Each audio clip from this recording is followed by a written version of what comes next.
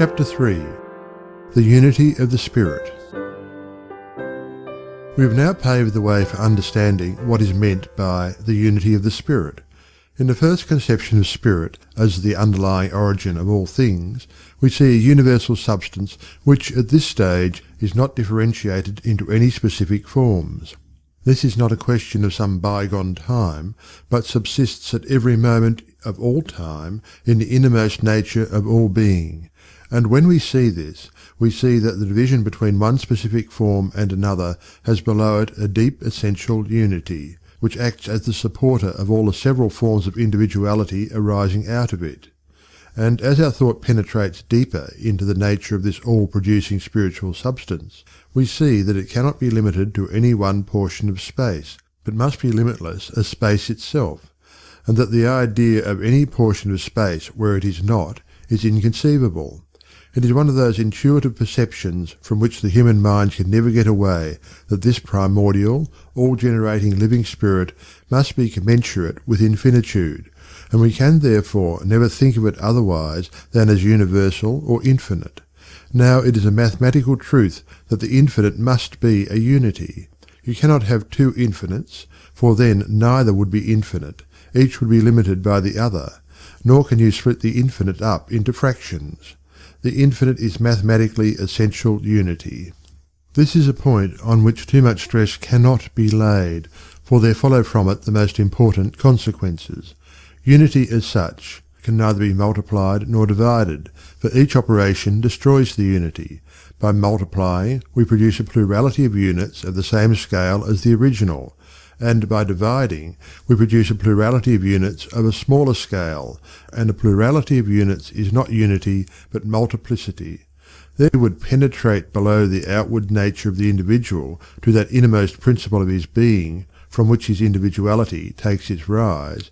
We can do so only by passing beyond the conception of individual existence into that of the unity of universal being.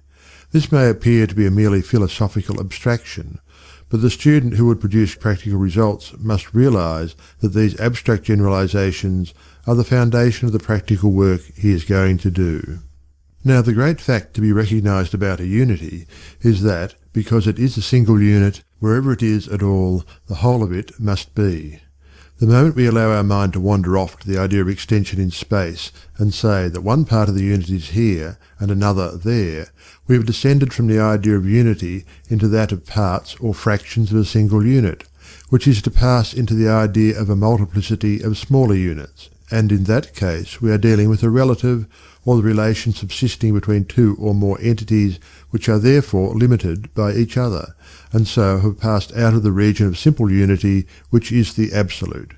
It is, therefore, a mathematical necessity that because the originating life principle is infinite, it is a single unit, and consequently, where it is at all, the whole of it must be present. But because it is infinite, or limitless, it is everywhere, and therefore it follows that the whole of spirit must be present at every point in space at the same moment. Spirit is thus omnipresent in its entirety, and it is accordingly logically correct that at every moment of time all spirit is concentrated at any point in space that we may choose to fix our thought upon.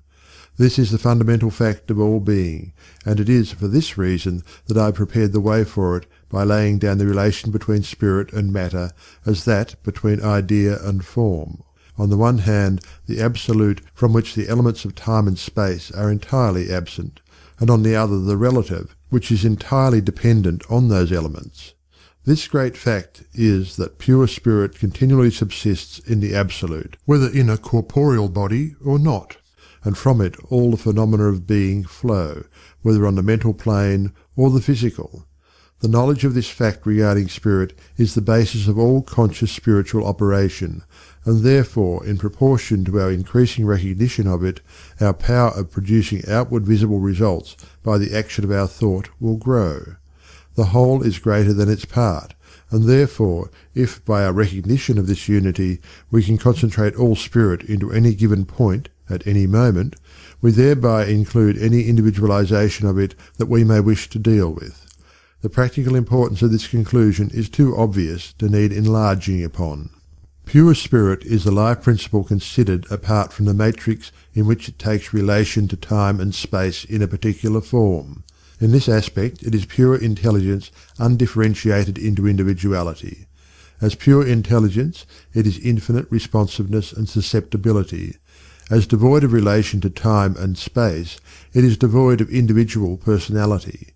It is, therefore, in this aspect, a purely impersonal element upon which, by reason of its inherent intelligence and susceptibility, we can impress any recognition of personality that we will. These are the great facts that the mental scientist works with, and the student will do well to ponder deeply on their significance and on the responsibilities which their realization must necessarily carry with it. End of chapter 3.